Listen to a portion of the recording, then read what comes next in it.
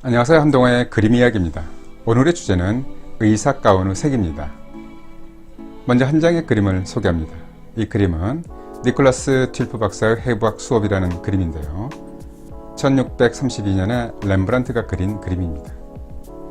해부학 수업을 그린 그림은 이외에도 많지만 그래도 가장 유명한 그림 중에 하나라고 알려져 있습니다.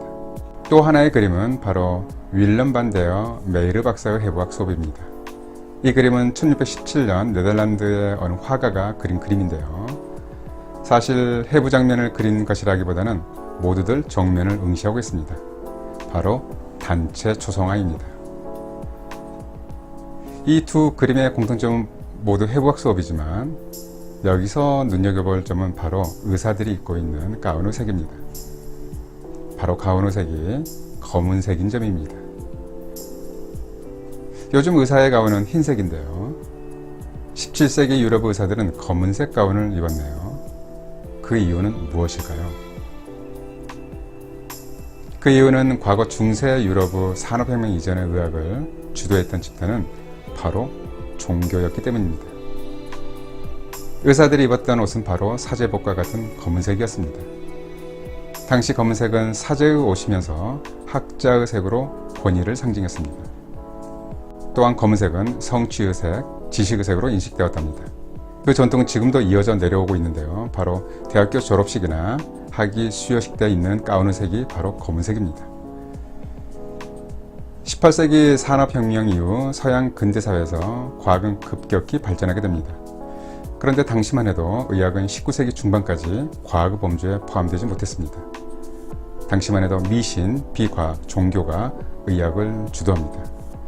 그러다가 세균이 발견되고 항생제가 발명이 된 이후에 의사들도 과학의 범주에 들어가면서 실험실에서 입는 옷으로 갈아입게 됩니다.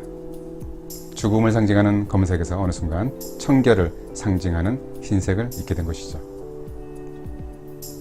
의사들이 흰색 가운을 입게 된 이유는 또 하나의 설이 있습니다. 참고로 과거 유럽에서는 의사들이 수술을 행하지 않았습니다. 이발사가 바로 외과 의사 역할을 한 것입니다. 당시 이발사는 능숙한 면도솜씨로 칼을 잘 다뤘기 때문입니다. 그래서 전통적인 이발소의 간판을 보면 빨강, 파랑, 흰색인데요. 빨간색은 동맥, 파랑색은 정맥, 흰색은 바로 붕대를 상징했다고 알려져 있습니다. 이후 정식적으로 의학 교육을 받은 외과 의사들 또한 흰색 가운을 입게 되었다는 설이 있습니다. 한 가지만 더 살펴보겠습니다. 그런데 수술복은 녹색입니다. 그 이유는 무엇일까요? 이것은 눈과 관련이 있는데요. 바로 보색 잔상 때문입니다. 수술 중 붉은 혈액의 색을 계속 보다가 보면 눈을 감거나 흰색을 봤을 때 붉은색 잔상이 오래 남게 됩니다.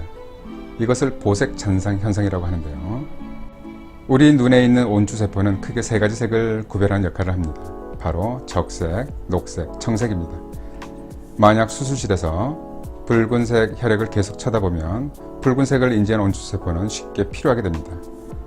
이때 붉은색의 보색이 되는 녹색을 쳐다보면 잔상 효과가 줄어들게 됩니다.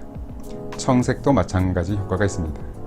그래서 수술실 의사가운은 녹색이나 청색이 많고 수술용기나 수술 부위를 덮는 천의 색깔도 녹색이나 청색을 많이 사용하게 되는 것입니다.